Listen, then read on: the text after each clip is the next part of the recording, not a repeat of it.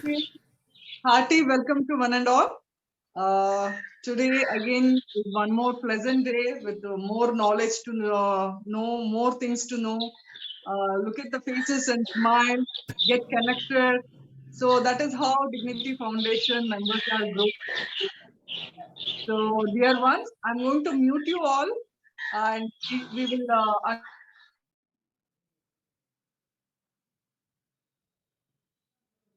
heartily welcome our Kiran Raghunath ji, who's been last time session was awesome without any PPT, without any this thing. He went on talking and people were totally into it. We got so, like mesmerized with that whole new knowledge of, no medication, no surgery for the good health.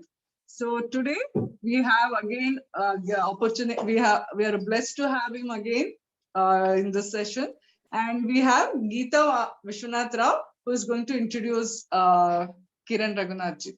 Geeta ji, Geeta auntie, over to you.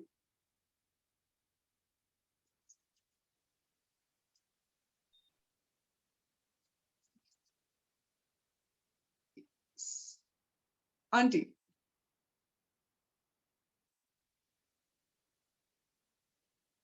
Unmute ಮಾಡಿ.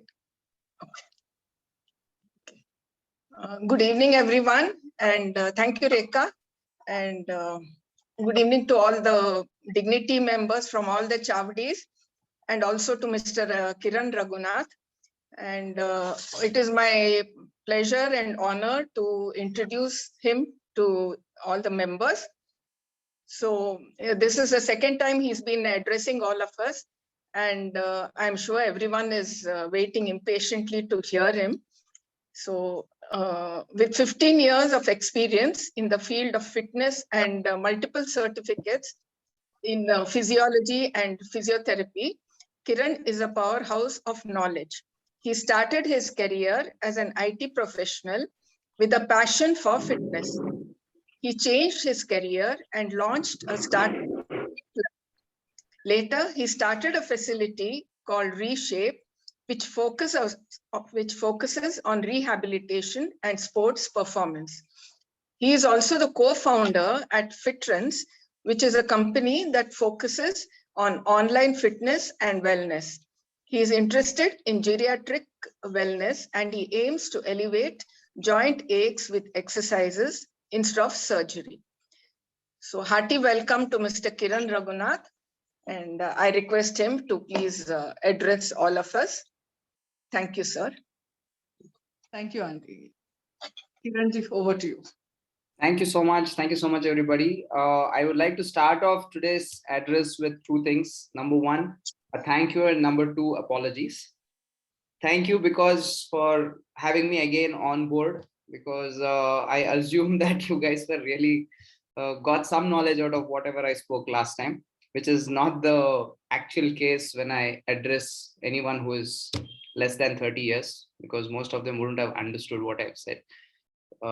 Secondly, apologies because last time I did a lot of assessments for quite some of them, and I think a lot of other people were trying to reach out to me. I couldn't reach out to them because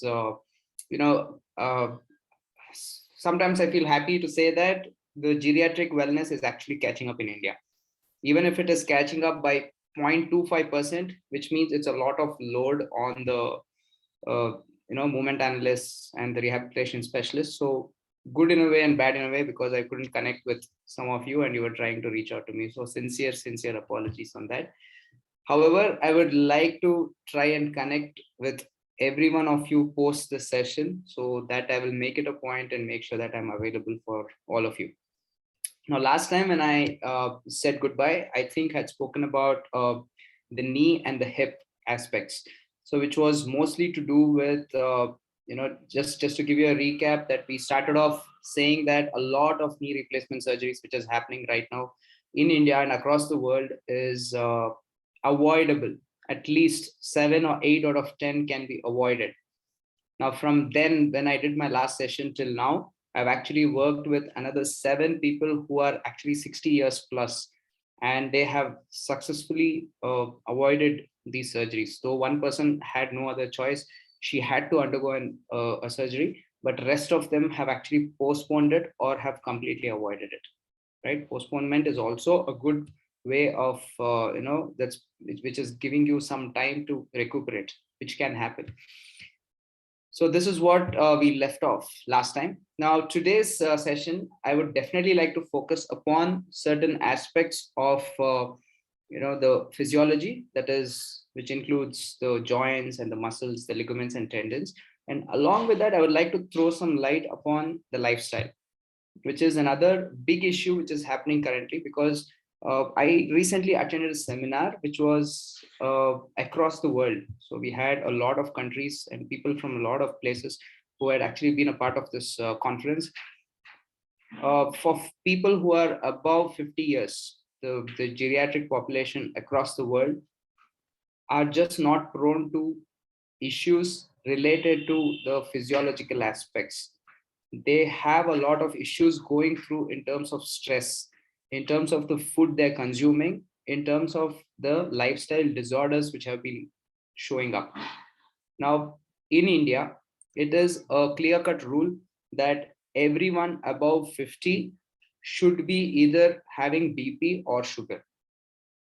Now, either we don't know if this is being induced by ourselves or it is being induced by the doctors. We are really not aware of that, because a lot of medications can also, stop certain hormones in the body, which can kind of literally get you into the diabetic zone or the hypertension zone. Is there some ways where we can actually avoid such things? And how can different aspects of movement address these issues? So when I'm saying issues, I'm saying both issues. One is the physiological issue and one is the physical issues. So both. And in return, it can also lead to mental wellness. So this is what we are looking at. So I'm going to start off with a small use case, or the case study, which we call in our terminologies. I think around 2020, in the month of May, I got a call from one person saying that, Kiran, this is what is happening with me. I have not faced this situation in the last couple of years, but right now I'm not able to step out of the house. And this is creating a lot of anxiety for me, because right now the social life is zero. The social life is zero. And this is causing a lot of issues with me and whoever is the other set of people in my house. And we are constantly looking at each other, communicating with the only set of people. We don't know what to talk. And this has created a lot of stress and anxiety issues. So at that time, this sounded very vague. We didn't have an idea of what these kind of issues are. But 3 years fast forward, this seems to be an issue which is prevalent across all families, especially the corporates, especially people who stay at home, especially the senior citizens of our country and across the world. Now, this has triggered a lot of changes in lifestyle. So when I say lifestyle changes, every lifestyle has an order. So that means when I say an order in lifestyle, let's consider that we wake up at before sunrise, and then probably we have a cup of coffee or something, and then we go out for a walk, so that we have the sun rays falling on our bodies, and then we break our fast after that, which is called breakfast. And then we get to our activities. It can be physical, it can be in front of the laptops or whatever. And then we finish our lunch, and then our evening snacks. In between, we take a nap. So there is a certain amount of order in the life. Even without the clock, the body understands this cycle. Now, this cycle is called the circadian rhythm, which has to be present in every human clock, every human life. If this order goes here and there, it automatically becomes a disorder. When the circadian rhythm is not happening as per how the body should function, then immediately we see that there is a lifestyle disorder which starts showing up. Now, what happens during a lifestyle disorder is there is something called the endocrine system in your body, which starts triggering unwanted secretion or less secretion. This kind of hampers the complete circadian rhythm, and you're in a state where you have to depend on external entities to get these hormones back in its place. And some of the best examples for lifestyle disorders are your hypertension, hypertension, diabetes, and thyroid. With women, there are other problems like the PCOD, PCOS, and you have the cervical issues, you have the spondylitis, you have the arthritis which comes up. Yes, there are a lot of hormonal changes which happens post 40, but is there anything which we can keep this order in place and still work around to make sure that we are not depending on external entities? Very, very fortunately, the answer is yes. Yes, we can have. Now, right from our childhood, we have always come up with something called schedules, timetables. So when we say right from Montessori, pre-nursery, nursery, first standard, second standard, we always been given schedules, timetable where we start off our classes at 10 o'clock, we finish at 4 o'clock. As soon as you come home, you eat something, you go to play. So body understands a schedule and it is very happy to function. I'll tell you why. The moment you set up some kind of an activity for the body, there is a theory called SAID, right? It's called the specific adaptation to impose demands. That means the body adapts every time you do an activity. So it assumes that, okay, the body has done this activity right now. So tomorrow, this person is going to do the same thing again. And this is how the body adapts. So once you do something for a certain set of days, hours, time, and months, there is an automatic change in the body system. And what is currently happening is we are all over the place in terms of creating a schedule. Firstly, the body adapts to something you do today.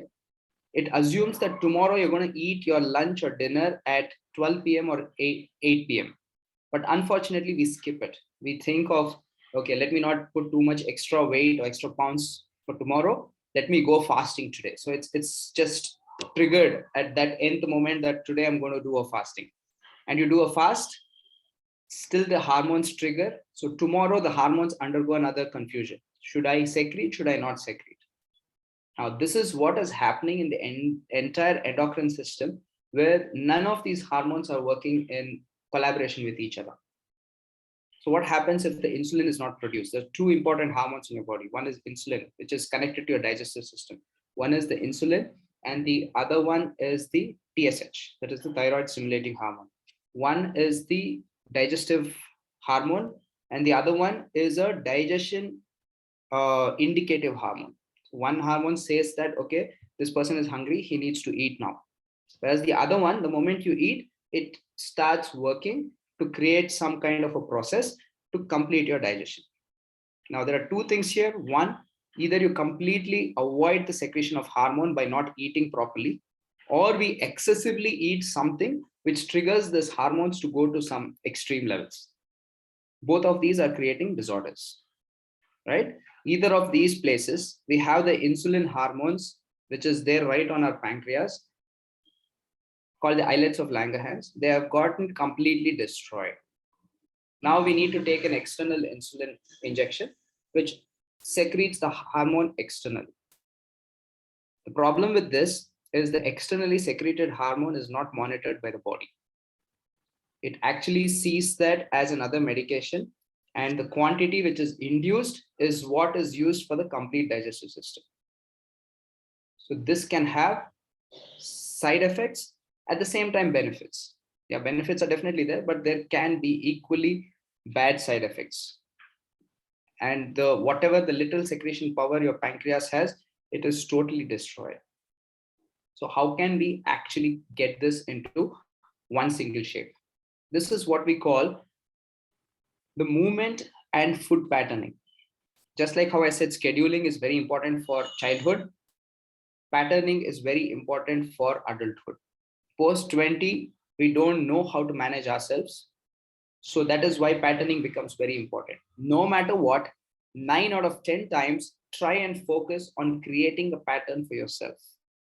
Now, when I say a pattern, you wake up at the same time, you have your food at the same time, you move move. So I'm really highlighting this because I'm going to speak a lot about this today.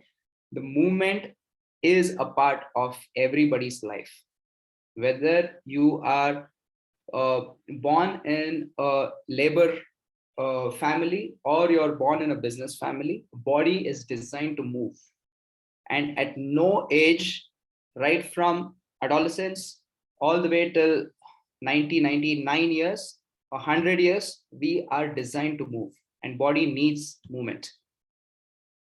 That is why we have all these structures in the body which supports body's movements to happen.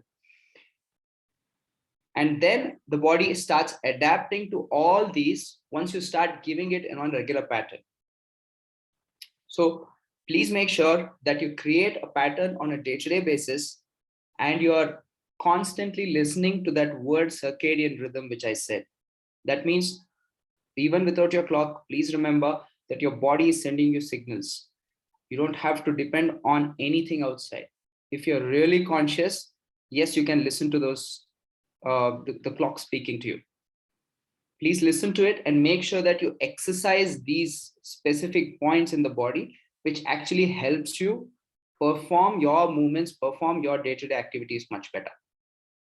In this way, there's a lot of lifestyle disorders which can actually stay away from your lives. Certain parameters which I would like to introduce right from today. In case you guys have not yet invested in something called a heart rate monitor, which you wear it on your hands, please do that today. I'll tell you some of the advantages. 10 years back, when I said heart rate monitor, it was a very, very new equipment. So nobody knew what it would do. Then there's something called, pedometer, which came. So the pedometers are those which calculates the number of steps you put. Those were the first, the movement analysis equipments which we got. Then later it started adapting. So we had a lot of changes. People started introducing a lot of things in these equipments, and we actually have a very good equipment which can be worn as a watch. And this can give you the amount of calories you burn on a day-to-day basis, the amount of steps you take on a day-to-day basis, the number of kilometers you covered, number 3, and it can also speak about heart rate. Now, this small parameter, which is your HRM, heart rate monitor, can give you a lot of information. Okay, the more you move, it means that there is a lot of conditioning which is happening on your cardiovascular system. Now, when I say cardiovascular system, it is one of the most important organs in the body. With the cardiovascular system working properly, we have the entire other system which works perfectly.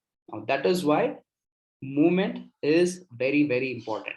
How many of us have actually come across this situation where if I walk at between 9 p.m. and 10 p.m. last night, I'm able to clear out my stomach much better next morning, or I'm able to sleep much better. So there is a whole lot of connection between every other activity with your cardiovascular system. That is why we call the heart as the heart, because it actually does the most important part. And it's not just about pumping blood. When I say cardiovascular system, we have the heart, the lungs, the blood, the vessels, and the veins, arteries, oxygen, blood, everything put together is the cardiovascular system.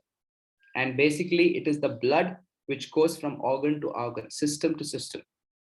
And the purified blood actually comes from the cardiovascular system. So if you can have the movements taken care in your day-to-day life, most of these problems are staying away from you, right? This I'm saying only from the health perspective. I've not even come to a point where I'm speaking about your physiology.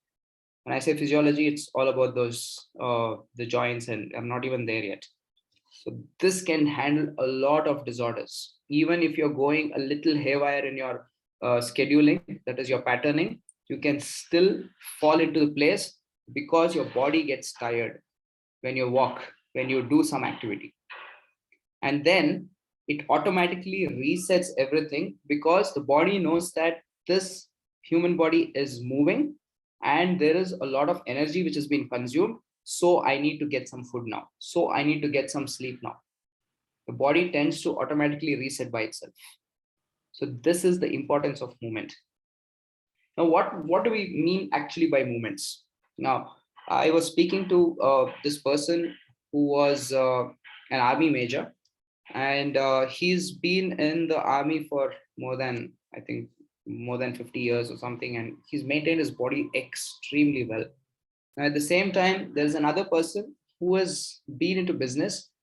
So there's a contrast. There are two different people, but when I sat and actually I was analyzing, I could see that there's a huge difference between this person and this person. Now, when I asked him what are the movements he does, both of them are around 72 years for information. He was 72, I think he was around 72, 73, the army guy. So when I asked them, both of them said we move. So when I said move, I wanted to understand what their understanding of movement was. So I asked the army guy, do you move? Yes, I move. And I asked him, what do you do when you say you're moving? I do everything. I clean my house. I clean the vessels. I clean the floor. I make my bed. And he's not married, so he does everything. I take my dog for a walk, and I do everything by myself. Okay, fantastic. So is there anything else you do apart from those movements? Yes, I exercise. I've been doing that from a very long time. And he gave me a list of exercises which sounded beautiful. Right? Then I asked the same question to this person who's a businessman, and I asked him, "What do you do?" So just like me and my family, he's a Brahmin. He's from a Brahmin family, and practically for us, post 50, we stop moving. I don't know for what reason. So we don't really give importance to any kind of exercise and nothing. And he said, "Yes, I move." So I asked him, "What do you do when you move?" He said, "I walk." All right, fantastic. So is there anything else which you do? No, actually, I don't do anything else. But I walk daily. I walk around 8 kilometers. All right. So what are the issues which the army guy is facing, and what are the issues this person is facing? So practically, the army guy had a knee worn out on the meniscus region, and we had the same issue with the businessman. But the only difference being the army guy had overused it in the last so many years, whereas the businessman had underused it. Now, when we actually saw the MRIs, which was done, the best part was the army guy's meniscus could actually be rebuilt back. Whereas the person on the business side, where he has not moved at all, for him, rebuilding the meniscus was an issue because it was damaged beyond repair. Now, this is what movement in the body can do. Please do not have age bars for movement at all. And point number 2, never ever we talk about movement as walking only. Right? At least in my family, I know that when my dad, when my grandparents and people like that speak, they speak, okay, just go for a walk. If you want to lose weight, just go for a walk. Walking is not the only thing. There are 7 fundamental movements your body can do. Right? So there is something called the squat, the lunge, the hinge, the twist, push, pull, and gait. So these are the 7 movements. Any physiotherapist you go to, they always analyze you on how much of power you can produce by doing these 7 fundamental movements. Now, doing these 7 fundamental movements is what is going to keep all your joints intact. When we say all the joints intact, remember that in all joints are working together, your entire cardiovascular system is supporting you for you to do that activity, which also means that you're creating an entire system which runs around the circadian rhythm. So now you understand that there is a huge connection between what you do and what is there inside your body. This is why we always say creating movements is very, very, very important. Right? So when I say all those 7 fundamental movements, let me just repeat that again. It's one is the squat, the second one is the lunge, the third one is the push, the pull, the twist, the gait, and the hinge. So this works on the entire joints, shoulders, everything. With walk, you're addressing only one of them, which is the gait movement. And rest all the fundamental movements are not taken care of. So it is important to take some kind of assistance with a good physical therapist and make sure that your movements are taken care. Number one. Point number two, create a pattern for yourself. If you don't know how to create a pattern for yourself, again, take the help of those experts who can actually create a nice pattern for you according to your lifestyle and according to the kind of food you consume, because it has to be a long-term thing, right? There is nothing called diet ever in this world. We only use the word called nutrition, which is that my last and the final topic, which I'll be speaking about before I finish today's talk, right? So this is what we have. So one is make sure you have some kind of physical assessment done, no matter what. Even if you have an issue, you don't have an issue, it doesn't matter. Just ensure that you have an analysis done for yourself, and just make sure that the chart is with you. Today or tomorrow, you can always start. If you feel some kind of an issue starting it right now, take some assistance and get the body to move. Even at 70, 80, 85, 90, doesn't matter. Point number two, please set up a pattern for yourself. Start and finish the same way, absolutely the same way every day. In fact, there are some athletes, there are most athletes, even in India, where they don't change the diet at all. Every day they follow the same thing, they eat the same thing, and trust me, the body works like a machine.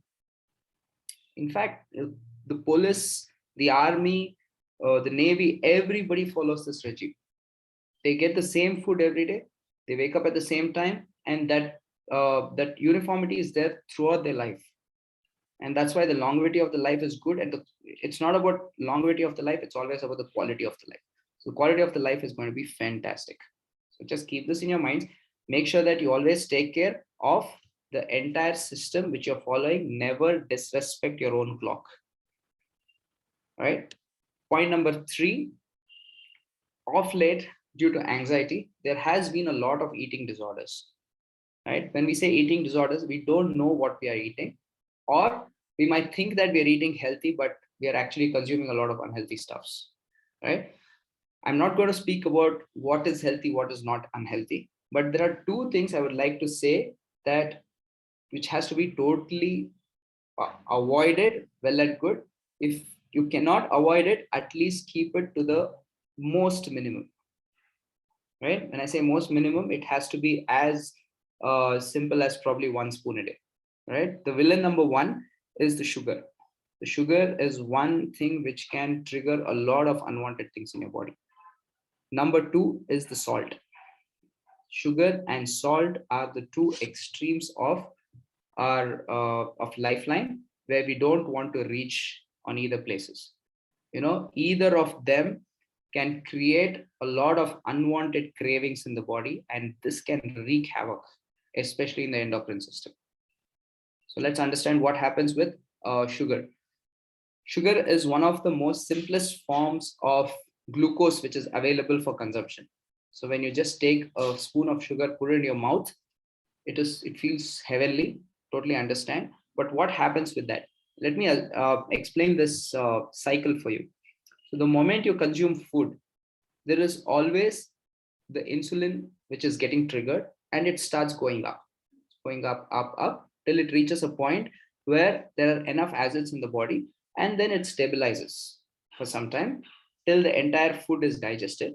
And then after one point, it starts going down. So basically, if you write a graph against the quantity of insulin and the time, it goes like that. It makes a straight line and then drops down and goes back to zero. It sleeps.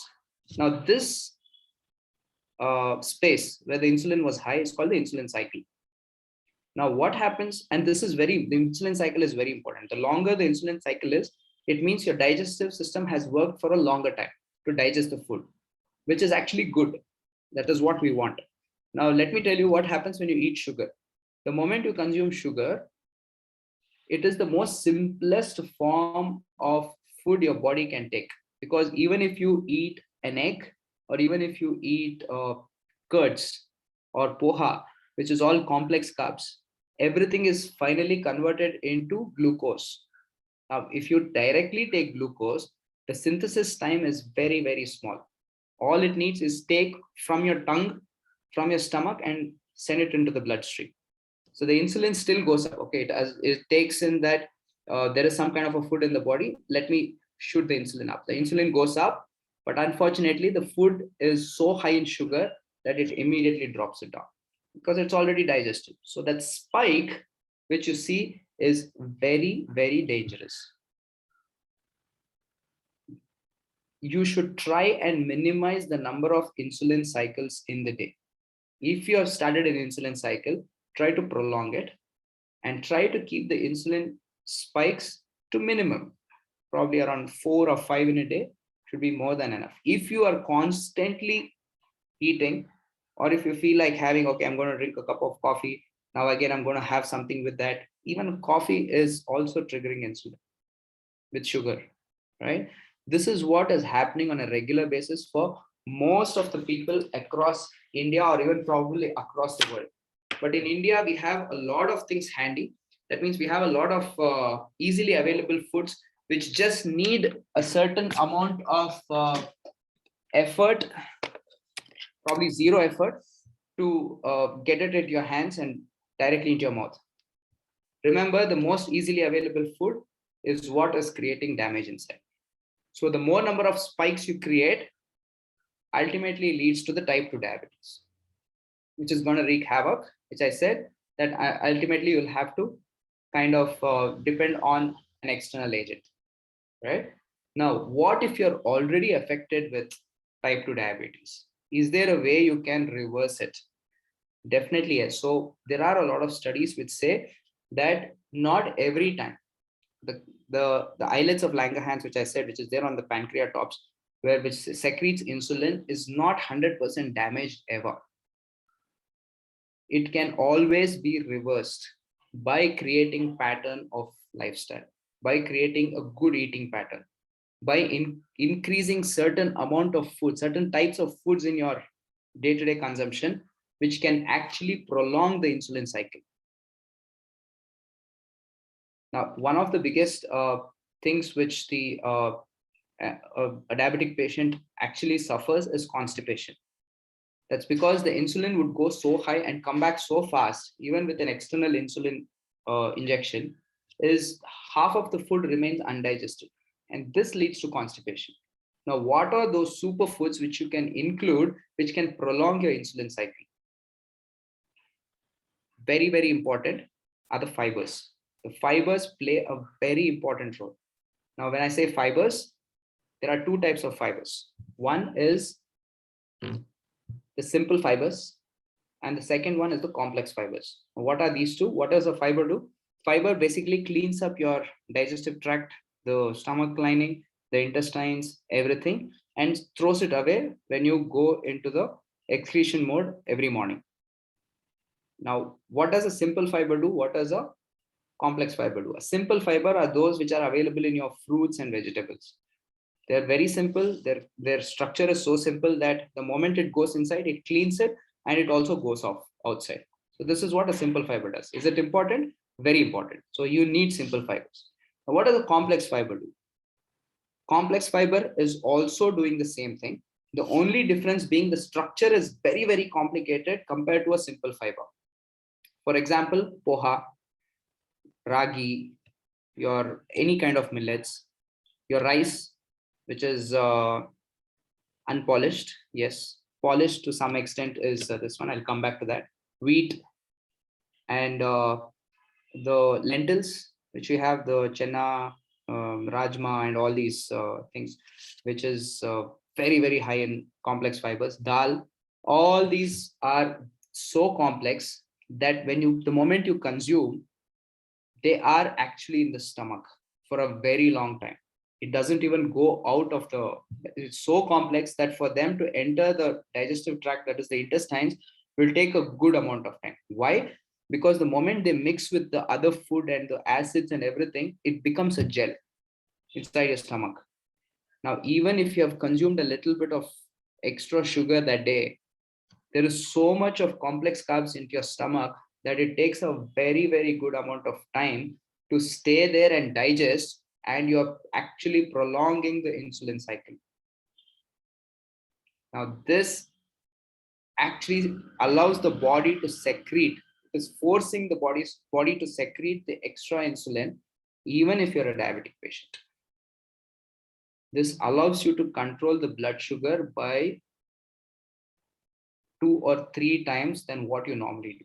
Try this. If you haven't done this yet, whether you're diabetic or non-diabetic, it doesn't matter. Start trying this. You will see a lot of difference in terms of your energy and in terms of how your stomach is clearing out on a day-to-day basis.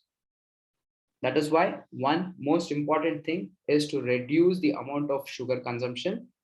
Second, to include fibers, which is both simple and complex. Right? Another superfood, there are some people who might not be able to consume this, but it is actually very, very good. And it's curds, dahi. Dahi is such a superfood that it actually works the same way as a complex carb. The casein in the curds is so heavy for the stomach to digest that it actually stays there and prolongs the insulin cycle for a very good amount of time. And this actually makes the secretion higher.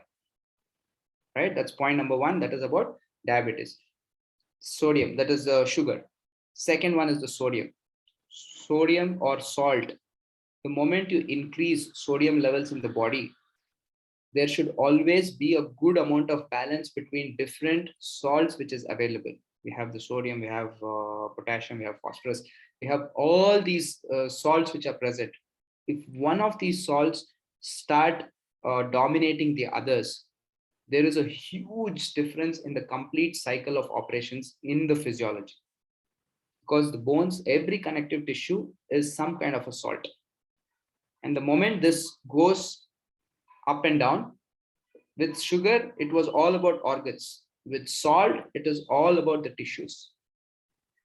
And you're actually constantly damaging them by consuming extra amount of salt. Now, where do you find this extra amount of salt? Any packed food. Any packed food you consume will be very, very high on sodium. Point number 2 is by consuming extra salt in your body, you're retaining water. So what happens with extra water retention in your body is it actually dissolves the extra salts. So you're practically getting yourself dehydrated. A dehydrated body is always an open window for diseases to get attracted.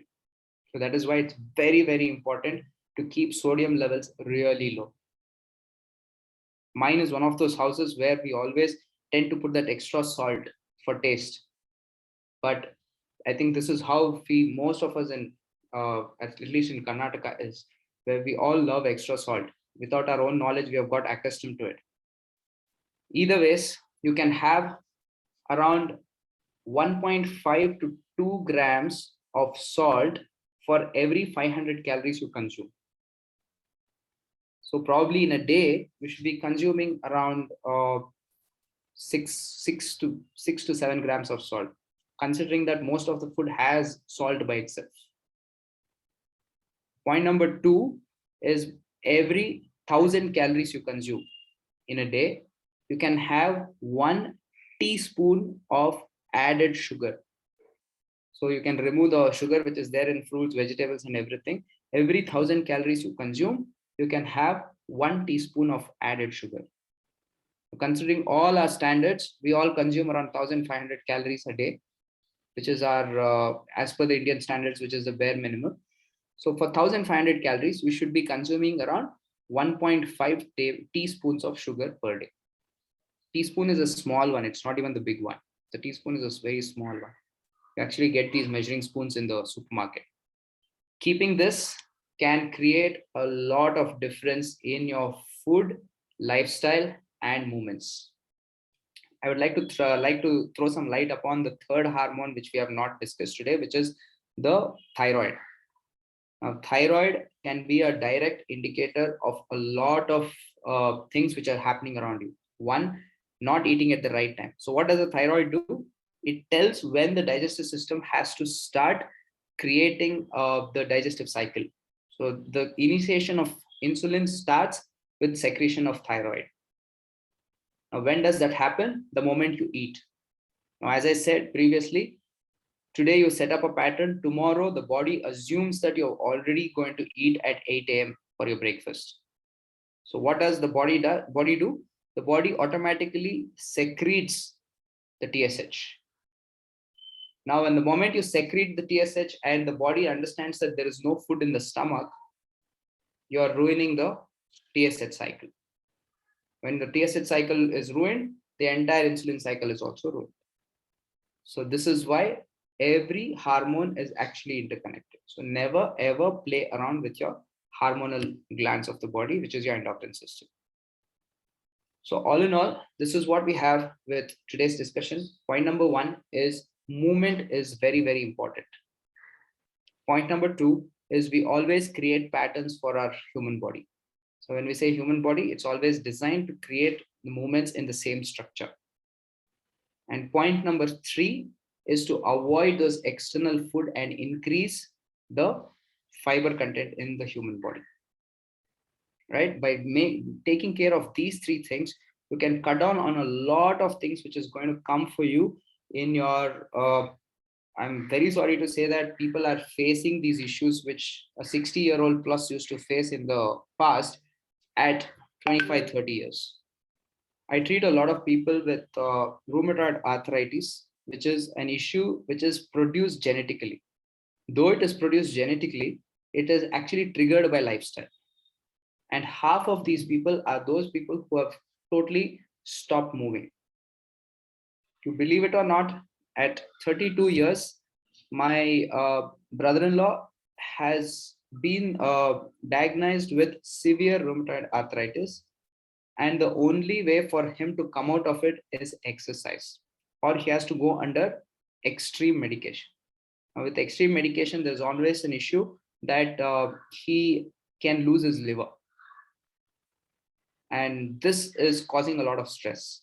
Now, the moment he started moving, it took a good 4 or 5 months of time for me to work with him. But with 4 or 5 months, he has seen such a lot of changes that he's actually doing all the work of his house by himself. And he is able to lift the gas cylinder from ground floor to first floor, which he never expected he would do ever in this life. Now, this is what movement can do. And age has no limits when it comes to movements. So I'm going to tell you again as to what are those 7 fundamental movements. I think I just saw one chat thing. So yes, I'm definitely going to tell that. Now, just to give you a heads up, all these are triggered. At least in the women, there is something you need to consider is the PCOS and the PCOD issues, the hormonal issues, and the spondylitis and arthritis issues, which is very, very common. For men, it is mostly to do with the diabetes, the hypertension, though it is common for both men and women. A lot of men are affected by it. And the glandular issues which comes up, which can all be reduced. The risk can be reduced by creating movements in the body. Right? As I said, it is not just walking which makes movements, but it is everything put together. The basic fundamental movements of your human body. Along with that, good food system or eating habits and very good sleep system. Right? If you can take care of these 3 things, then the entire system is actually in such a good state that you don't have to ever go to any other medication. You don't have to spend too much on medication at all. And you can actually keep the doctors away to as much as possible. Yeah, we are so panicked always that the first thing which we actually see is go and get a doctor, and that can create anxiety again. I again end up taking a lot of medication. So that can be avoided. Just try this. I know there are other exceptional cases which can come along with this, which might need doctor's assistance. Definitely it will be. Doctors are very, very important. But as I said, a lot of lifestyle disorders can be cut down by following all these 3 things. Right. So I think with this, I've kind of covered most of the things which I wanted to talk. Now, if there's anything you all want to ask me, please throw your questions. I'll be very happy to take it. Thank you so much, Kiranji. I'm just opening I'll allow them to unmute and ask. Yes. Please do one after the other. Let's be sensitive and do one after the other. There were already some questions posted in the chat also. Yes, Uh, yes, yes. I mean, how do you compare Jaggery to sugar consumption is one of the question. Okay.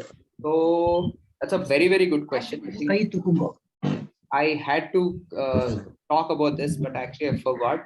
Okay, when we say sugar, sugar is nothing but glucose, right? So when I say glucose is the most simplest form which your body can consume, and it can trigger energy in the body.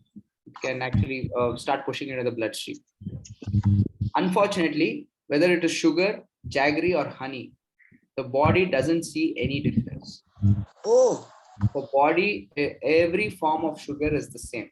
There is no synthesis required for any kind of sugar. Just that there are some good amount of nutrition which is there in jaggery and honey, which the sugar, processed sugar, that's the white sugar, does not have.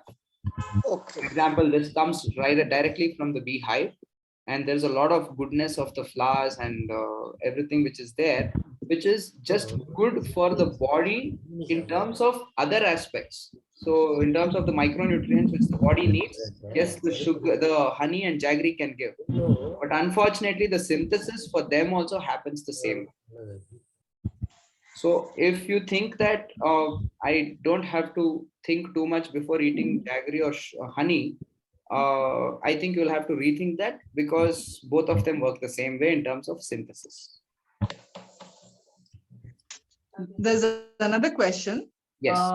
Somebody is taking already salt pills, 3 salt pills. So how do I reduce that? Can I reduce the salt pills?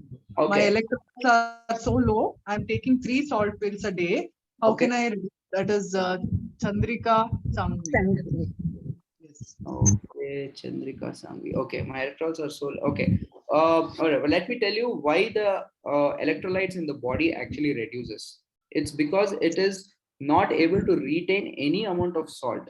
So if you have actually gotten your tests done and there is no issues with your liver and kidney functioning, and there is definite, then this is something which you'll have to consider of rechecking your complete nutrition pattern. So that plays a very, very important role. Is the entire body getting the kind of nutrients you want from the food you're consuming? Because the food we are eating has good amount of salts which can be which is needed for the body to operate. And if it is not getting retained in, that means there is one of these which is consumed in excess, and you're not definitely not consuming enough fibers which is allowing these salts to get retained in your system. So please, from today, Chandrika ji, if you have not tried this, just consider the simple fibers and complex fibers which I told you, and see if you can start introducing this a lot in your food, and see if there can be a lot of difference. So what I would say, definitely there will be a humongous difference. No, And- but I do eat dal and pulses and all that regularly, once a day at least. And I do eat lots of fruits, like 3 fruits a day, and vegetables, salads, everything. Okay, okay. So have you gotten your RFT done recently? Yes. Yes. Is everything normal? I think so. Yeah. Okay. So do one thing. If you don't mind, you can just share it with me. So I'll have a look at it if there is anything which is slightly deficient, because some of the micronutrients which are deficient in the body can also lead to losage of salt during urination. So that is Okay. something which we can definitely look at. So that needs a little more understanding in terms of what all tests you have done and what are the readings. Okay, what test do you want me to do, please? If you have already done, you can just share the test results with me. No, let me know which one. Okay, it's basically the liver functioning and the RFT, the renal function test. If you, these two Liver, are, okay. Liver and renal. renal Okay. function. Yeah. Okay. So not that the small micronutrient changes inside the body can trigger these. And then Okay. if there is some parameters which are high, you can do this the vitamin B and the calcium tests which might be needed after you give this results. which I can let you know. Then we can definitely figure out what is going wrong and what you can do naturally. Okay, thank you so much, Kiranji. Thank you Yes. so much. Kiranji, there are repeated questions about 7 types of movements which they are supposed to do. Okay, yeah. I will probably put it on the chat that these are the 7 movements which you need. And I would also like to throw some light upon these movements because some of them might be a little challenging. Sir, could we see this program again on YouTube or something? Yes. You'll get it from the Dignity Foundation. You'll get it. Thank you so much. Okay, so those are the 7 movements. So when we say squat is the potty position which we normally do, which is a very, very good yogic position. And this needs to be done by every individual, irrespective of what age you're in. So that has to be one of the most fundamentals, because the entire lower body of any human being is designed to undergo a triple flexion. That means the hip, the knee, and the ankle are supposed to get flexed like a spring. The more you move, the spinal health is always better. So that's why squat is one of the most fundamental movement. The second one is a lunge, which is very similar to squat. It's just that the one leg is forward, the other leg is back. What this does, apart from what a squat is doing, is it focuses on balance.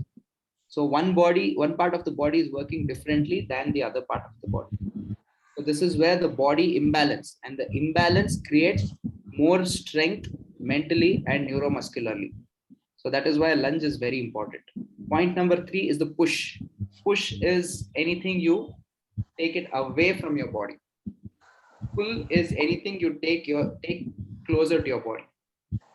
Twist is a very, very important movement where your entire spine is rotating around an axis. Since the spine is designed to move like spring, it's also designed to rotate. And that rotational aspect is very, very important, because if the rotation is not present, a lot of nerves around the lower spine region might undergo frozen conditions. That means they might not really respond very fast. That's why twist is a very important fundamental movement. Hinge is separating your upper body from the lower body. So bending, you remember this movement in yoga where you bend down and touch your hand to the feet. So that's a hinge movement. And last one is the gait movement, is what you walk. So when you walk, you actually do a very complex movement, but it has become so simple for us because it's a fundamental movement. Body has got adapted to it. And this movement is very important. So these 7 fundamental movements are very, very important.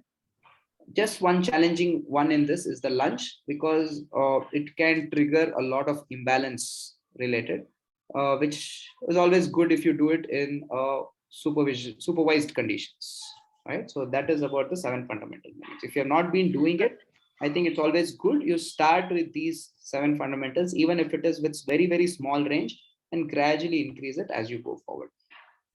Sir, lunge, we have to. Dancing is good enough.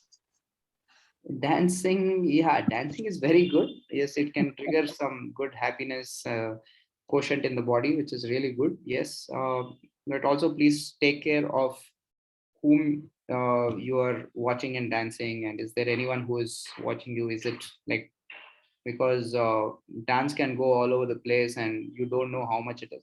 So if you're planning to resolve some issue through dance, that's not going to happen. But if you're just doing it for happiness and just to improve your cardiovascular system, absolutely go ahead. It is fantastic. Please go ahead. Yoga is good. Yoga is good. Yoga is fantastic. I always recommend yoga to a lot of people, because that is one thing which is basically from our history. Secondly, it addresses a lot of movements across every joint. So this is what I have mentioned here is just the bird's eye view, but in yoga you actually go to the depth of it. So if you've been doing yoga, you're planning to start yoga, I would sincerely advise you to take it up really seriously, because it can do wonders. And pranayams, breathing Squat, exercises. squat and topi karna maar same. Uh, They are telling you, topi karna maar. yes, yes. Kiran, I shared your number. Is that okay? Yeah, definitely. No problem. Yeah. Okay. And then somebody's asking, is rock salt is better than the normal salt? Is there any, because we hear this concept. So Yeah, again, it's the same thing, like sugar and honey. The same thing with salt and rock salt. So there are some extra minerals which are there, which is good for the body, but even that in excess can ultimately create an imbalance in the electrolytes, right? So when we say electrolytes, sodium, potassium, phosphorus, everything needs to be balanced.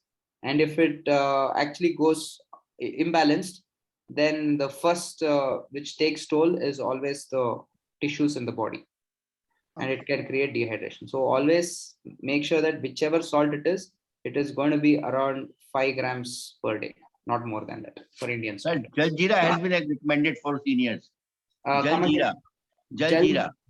See, Jeera is not only for Jaljeera. seniors. Jeera is very good for everyone, and Jaljeera. very, Jaljeera. yes, very good. So basically, I'll tell you about Jeera, what it does. It is a digestive enhancer. So Yes. this is what I learned. I'm not an Ayurvedic specialist, but since I was talking to an Ayurvedic doctor, and I was doing a lot of studying in the book through Ayurveda. Jeera basically increases your digestive capacity, and I really don't know how, because I'm not good at that. But that it can actually balance a lot of electrolytes in the body, and this keeps Electrolytes the in the body, digestive yes. system very strong. So Jeera is good. If you want some information, I think Ayurvedic doctors are very good in telling why Jeera is good and in what proportions you need to take it. What are the causes of high thyroid? Come again, ma'am. I missed your question. What are the causes of thyroid? We Okay.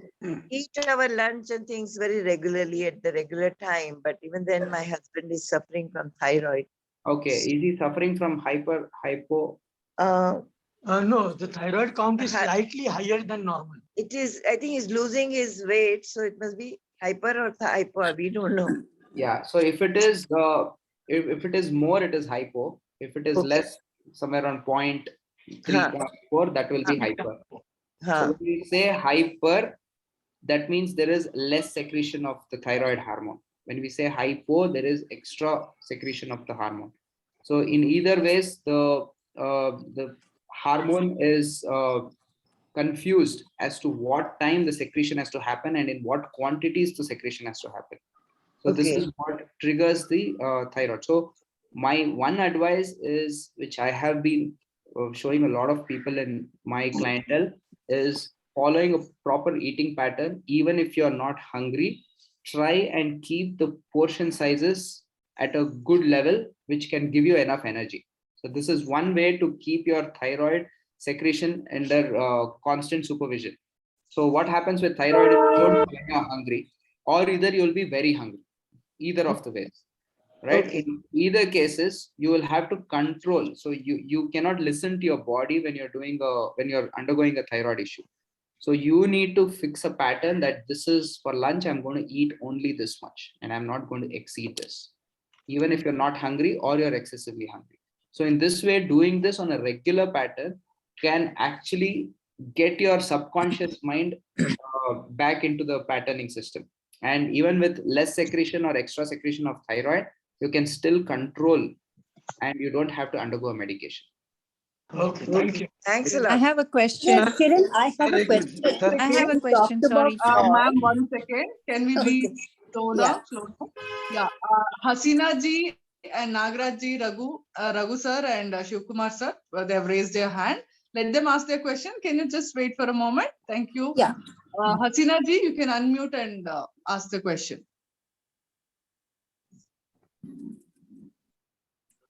Okay. Hasina ji is muted. Nagraj sir? Yes, You sir. can- Yes. See, I have a question. You see, do you recommend that the physical exercise should consist of all the movements which you have mentioned here? Yes, Then only it is wholesome, is it? see, when you include all these movements is when the body functions, all the joints functions equally well. So by doing probably 3 or 4 of them, you always get advantages. It's just that you're cutting down on some of the places where the movements are not happening. For example, you never do a twist movement. That means your spinal twist movement is not happening, but you're still walking regularly and you're doing all other movements.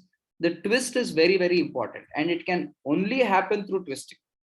And if that is not there, then you always can undergo some kind of nerve jamming and muscle jamming at the lower back. And it is good that if you incorporate all these 7 movements, and unknowingly or knowingly, yoga incorporates all these movements. We call it back bend, we call it front bend, forward bend, we call it twists, and we call it balances. So all these movements are invariably present in yoga. So that is why these movements are quite important. I would advise you to stick to all these 7 movements. Sir, I have a question, sir. List of exercises where all these movements will be included. Can you just name the? Come again, sir. I missed your question. No. Have you got a list of all the exercises where these movements can be included? Yeah. So basically, I'll tell you the disadvantage with just giving you the exercises. It might not be suitable for everybody. Okay. Yeah. So in that way, if I just give you, it might not be able. You might not be able to perform it, because there are a lot of exercises in each of these movements. It's just that if you can do it under supervision once and then start progressing from wherever you are. Probably one movement can make it 2, then 2 becomes 4, 4 becomes 8. That makes it more realistic. About the thyroid, the forward and backward movement of neck, does it increase the thyroid secretion? Come again, sir. The thyroid secretion, is it increased by forward or it is properly done by forward and backward movement of neck? Correct. So that is where the thyroid glands are present. So whenever you activate the thyroid gland, it always helps in secretion. So I mean, there is a lot of studies which don't support this. There are a lot of studies which supports this. So we still don't know what is true. But yoga says a lot of forward bending where you involve a lot of your throat and around surrounding regions can trigger the thyroid glands. I mean, nothing wrong in incorporating this, because ultimately, if whether it affects the thyroid or not, but definitely your body movements are definitely getting better. So there is nothing wrong in actually doing that, but there are studies which says multiple things. There is no scientific evidence as such. Okay, sir, is crystal salt is better than powder salt? Come again, ma'am. Is crystal salt is better than powder salt? Luckily, it was addressed. It was addressed. He said already addressed. Can I ask my question now? No, 1 minute. 1 minute. I will answer. We thank you so much, because the way in which you have explained, in detail how it body takes you to each one and takes, because we are simply hearing that you don't take this food, that food, this food and all. But the system how it affects is only really good. And the only thing is the diabetics, they say every 3 hours, 4 hours once. Every 3 hours, 4 hours, some food has to be taken and all. All the time we have to take fruits and salads or anything. How to manage every 4 hours. No, nothing. So whenever you are consuming food, my sincere advice is please go by what you have been eating regularly and not just by what a dietitian or nutritionist says. Just because it worked for someone, it doesn't mean that it's going to work for you. At the same time, it also doesn't mean that you have to stop what you've been doing from the last couple of years. So it is always good to have a wholesome food.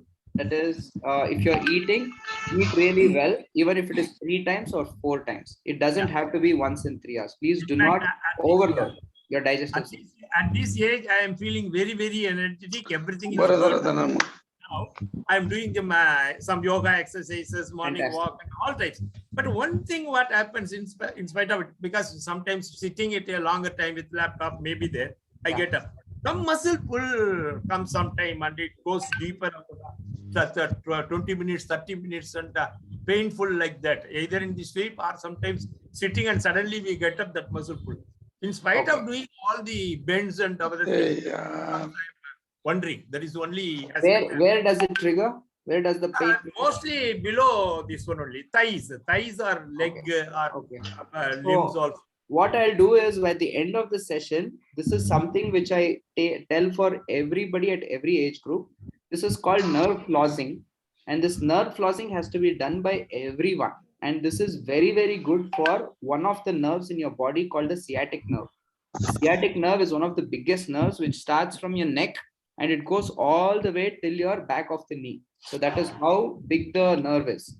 And if everybody can do nerve flossing at least 2 or 3 times every day, you can actually get rid of a lot of pains throughout your day-to-day activities. So this is called nerve flossing. By the end of the session, when all the questions are done, I will show you this movement. Start doing this on a regular basis. Excellent. Thank you. Thank What you. about constipation, sir? Hansina ji? Can I ask my question now? Kiran? Yeah, Hansina ji, yeah. you Yeah. can speak. Okay, my question is, you talked about salts, isn't it? You said they all have the same properties, the same, but they have different micronutrients. So is it good to alternate from iodized salt to rock salt to pink salt? Definitely. You should actually try most of these rock salts. The rock salt, the Himalayan salt, the black salt have a lot of different chemical compositions which can actually work as natural electrolytes in the body. So that means you don't need to take external electrolytes like electrol and anisole. And this can actually do wonders. But at the same time, it is always considered that you have to do it minimally and not overdo something because it is good. So can we alternate it? That's my question. Definitely. Yes. Okay. 100%. Thank you. Yeah, thank you very much. Hello. I have a question. Cycling. Regarding cycling. Can I ask one question? Indoor cycling. So much. Hello. Yes. Indoor cycling. Indoor cycling is useful for knee pain. Cycling as such is very good for the knee, considering that you're doing it with the right posture and somebody is supervising you. Because why it is good for the knee is there is no direct impact of the feet on the floor. When you're doing a walking or running, you're directly placing the feet on the floor, which can invariably put pressure on the knee. Whereas in a cycling, there is no impact on the knee at all. So if it is done under proper supervision with proper posture and technique, it can actually work as a rehabilitation equipment. Hello. Sumitra ji? Hello.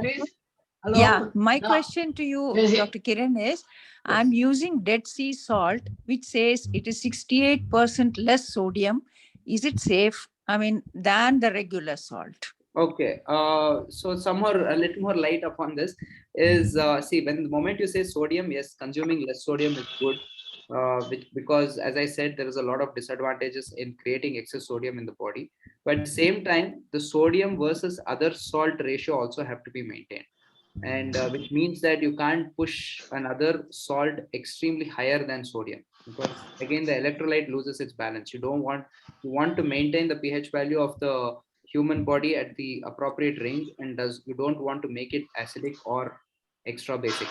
So this will create imbalance again. So whatever said and done, if you can retain the balance which I said, that is not more than 5 grams, 4.5 to 5 grams in a day of your salt, extra salt which you add, it is more than enough. And no, even low sodium, like I have bought that Dead Sea salt. Since I'm in US, I'm able to buy that and I'm using it. Is it good? I mean, I'm not an excess salt consumer. Then it is good only, ma'am. So definitely you can go ahead and use the low sodium salts if you're not a big time salt consumer. No. Yeah, then it is absolutely fine, because you will already be getting a lot of sodium in the other food you consume. Yeah. So which can always balance by adding this kind of salt. Yeah, I have one more question. Is intermittent fasting safe? Intermittent fasting is fantastic, but not everyone can show the same kind of results with intermittent fasting. But intermittent fasting is very, very, very good, because you convert your entire day's digestive process into 2 parts. One is the feasting period and fasting period, and that fasting period does wonders for the body. But I would always recommend that do it under a good supervision and see if whatever you're consuming has enough calories for you to take your entire day's activities properly and not under eating anything. So that is very good. Intermittent fasting is very, very powerful. And also I have one more question. Sorry, the last one. Hello, Now, my people dinner have is asked- we now, also I asked the consume question only here. the oats We're with asking a dry fruits. question. Is that okay? Come again. I'm consuming for dinner only the oats, the steel cut oats, Okay. with dry fruits and almond milk. Is that good? I would advise you to add probably some fruits to it, because you're making it extremely complex by just adding oats and dry fruits. And you need some kind of simple fibers along with complex fibers, as I said. So some kind of fruit is very important. Something like a banana? Like a banana? Banana is very simple. I would advise something like orange, strawberry, or kiwi fruit, or guava, apple, anything of these. Apple will do. Apple can be consumed. Yes, definitely. Apple can. Hello. Yeah. Okay. Thanks a lot. Question, Thanks please. a lot. Hello. Sir, wait, Hello. sir. Sir, Hello. Habib, Can I ask one question, please? No, wait, sir. Yeah. Habib, sir, there is Yeah. Shiv Kumar who is in the queue. Yeah. Wait. Shiv Kumar is asking. Yes, sir. Hello. Yes. Sir, Yes, sir. what exactly is squat? Is Torpikarnam the same? I think you would have heard of the Torpikarnam. Torpikarnam. I can just do a Google on this. Torpikarnam are push-ups. I do push-ups and Torpikarnam. It is more or less the same. Yes, that is a squat. You're right. That's a squat, and that's what does the wonders. And it's one of the most basic and the most fundamental movements of the body. Then push-ups. Can I say? Push can be anything. It can be anything which is pushing something away from your body. Oh. And that is very, very important again, because you need the front portion of the body to be equally strong when it compared to the back portion. So push and pull is always equal. In yoga, we do that. Hello. In yoga, we do that. Second one, lunge. Hello. Hello. The spinning would tell, sir. Lunge. Second one, what's after squat? The lunge is always an imbalanced squat. So it is very similar to a squat, but when you do it in this way, so you split your leg and you go all the way down and up. So that's a lunge. Okay. Whereas this is a squat. All right. Right. So these are the two movements. Thank you, sir. Thank you. Kashi, sir. Hello. Yes. I cannot do it. Yes. Hello. Yes. Hello. Hello. Yes, Kashi Vishwanath. These fruits, what you say, fruit has to be consumed. Detailed discussion of many aspects. The 7 movements, what we have told. I have been practicing yoga for the last 24 years. In the last 3 years, I started practicing Tai Chi also. All those 7 movements, what you have mentioned, has been coming in my routine. I do every day 45 minutes to 1 hour. Very nice. And in addition to that, my diet also, I have a balanced diet. Very good. One thing which I wanted to ask you, in our Indian tradition, normally we finish the meal with a sweet. Right. Always we have that, not only in any feast or anything, even at home. I also have one small amount of sweet at the end. Right. Is it a good one? Is it good to have that sugar at the end of the meal? Yeah. So I will tell you the concept behind eating sugar is whenever you finish off with something high on sugar, it triggers your insulin. So when we say, that's why I told you this point, I don't know how many of you heard this, when I said that even if you have consumed a little extra sugar and all your other food constitution is good, you can still avoid insulin spiking. Okay, so that is why just eating, for example, I'm hungry, I go and have a jamun is very, very bad compared to having my food and finishing with jamun. So it is good to have that sugar. It is definitely good to have under very limited quantities where you're not spiking your insulin very high. Okay, that is you can prolong your insulin window even if you're having a little bit of sugar, it is absolutely okay, but ensure that it is always under limits. Right. Thank you. Desert in the desert, they are telling. Hello. Sir, you want to talk? Hello. Yes, sir. Can I Yes. ask one question? Hello. Yes, definitely. Doctor, hello, Mr. Kiran.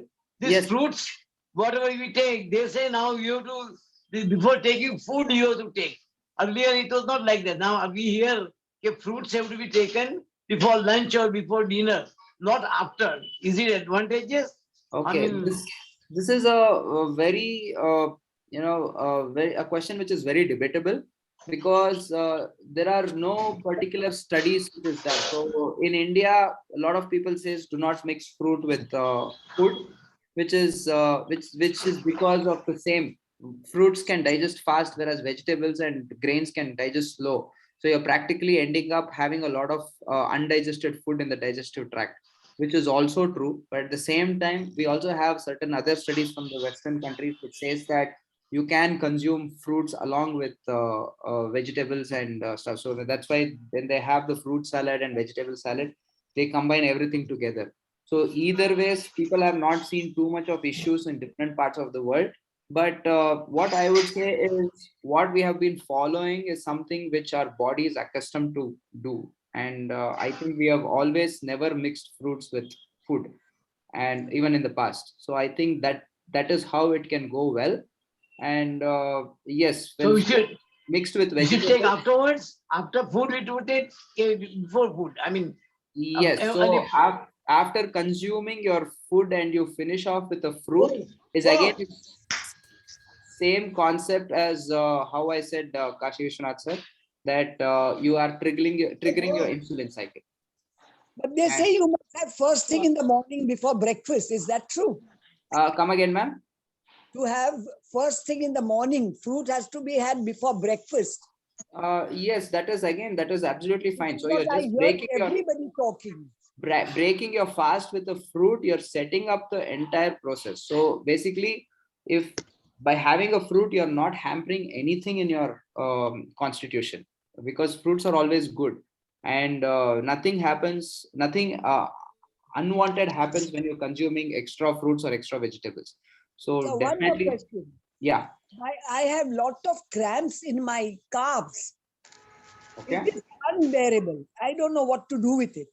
A lot of cramps in the calf. Okay. So one of the reasons for cramps in the calf is dehydration.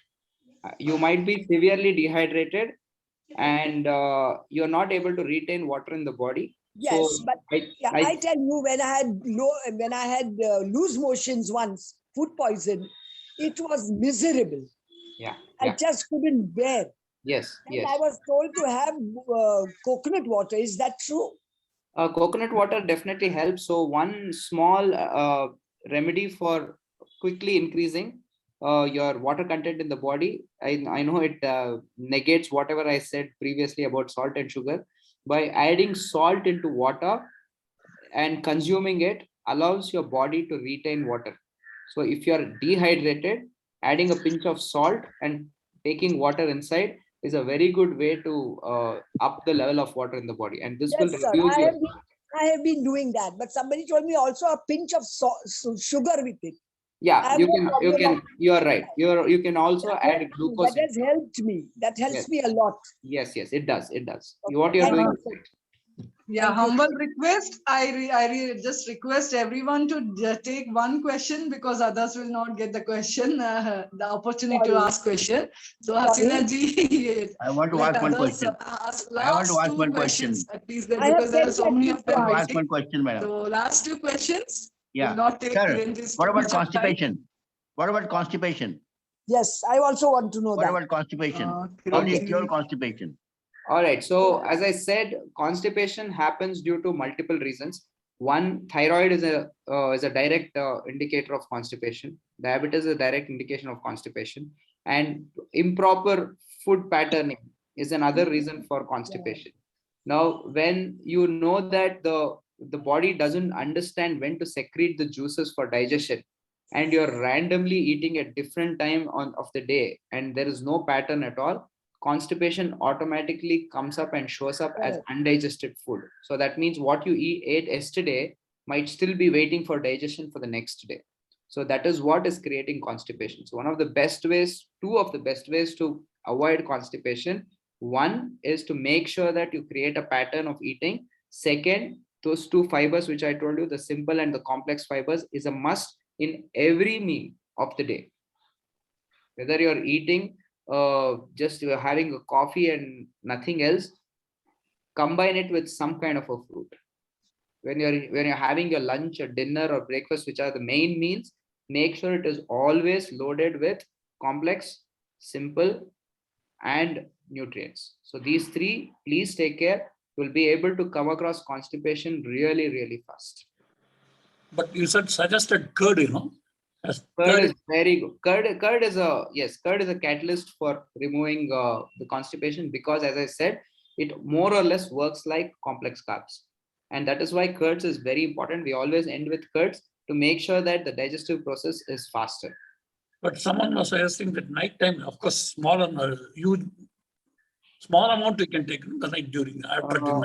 No, but there are enough studies which shows that curds, when consumed post food, always increases your digestive power, and we always stick to it. Only there are certain aspects where you would want to avoid curds, is when you are having the gout issues and where your uric acid issue is higher.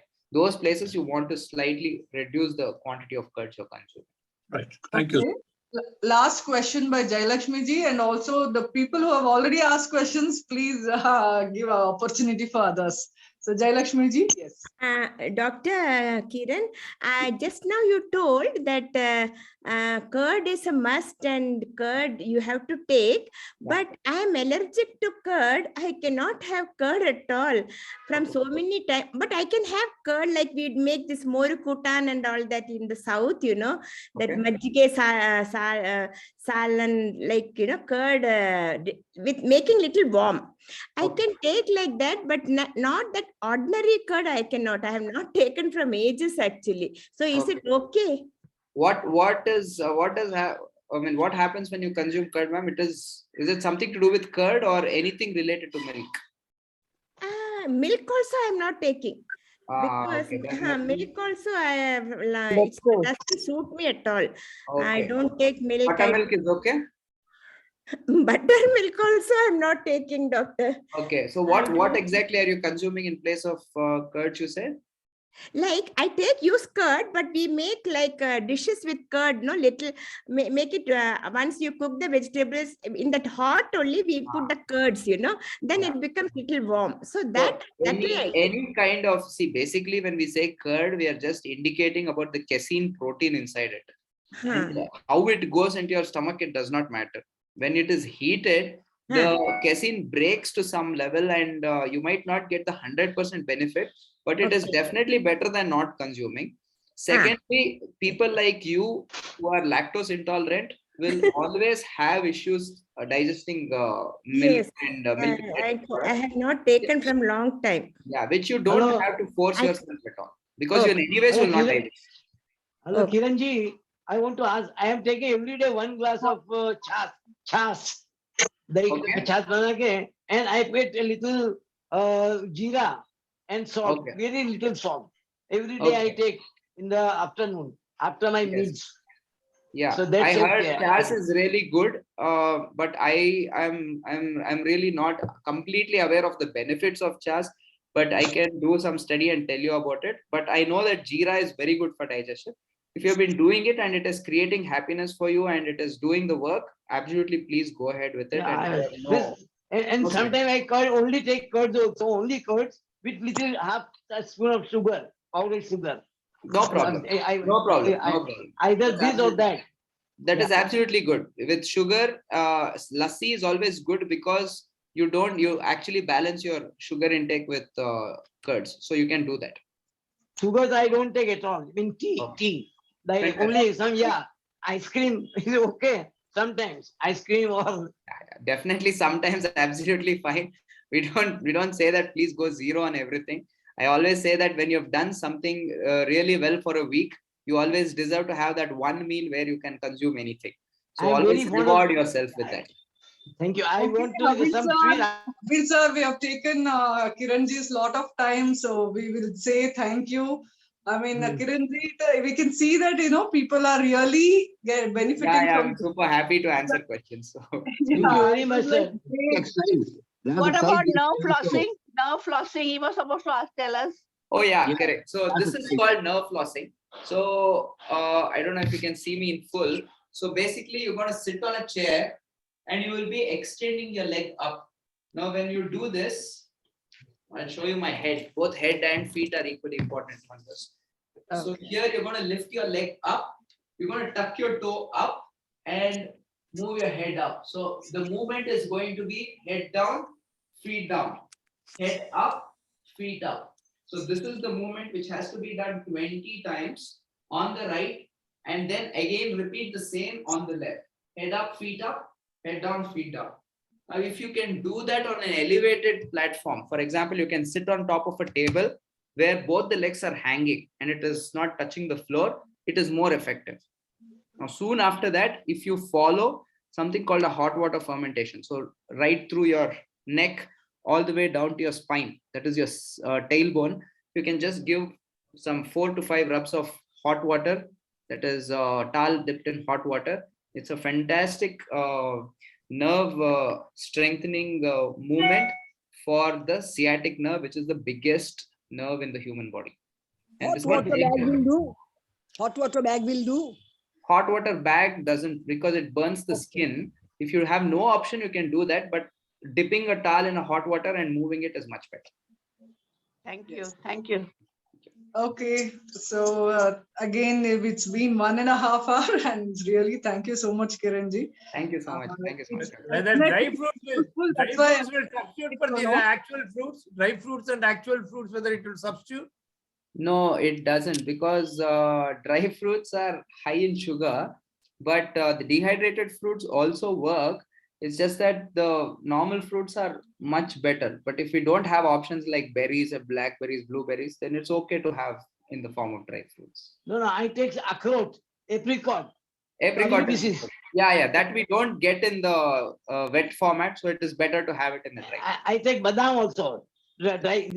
Please have enough nuts. Sorry, Kiranji, you're muted. Sorry. I was like, I was trying to, make everybody again.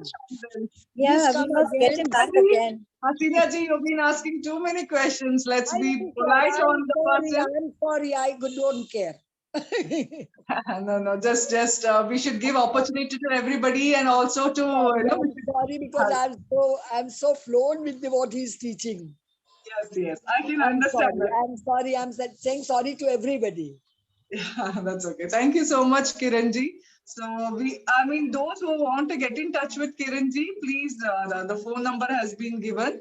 Make a note of it. If you want, I'll read his phone number to you once again. Kiranji, you can say your phone number. All of you can write it down. Yes, I'm writing. Unmute. Unmute, Kiranji.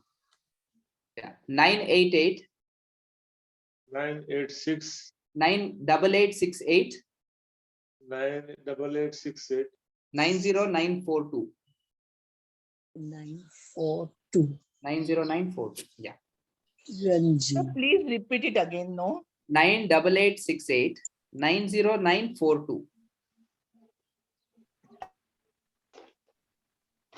One more question. One more. There is due to ask her to squat. You asked her to squat, but I am told by my physiotherapist I'm not supposed to be squatting. Yeah. So basically, some injuries will not allow you to squat. That is when you will need the help of some kind of a therapist or a analyst who can help you do that on a different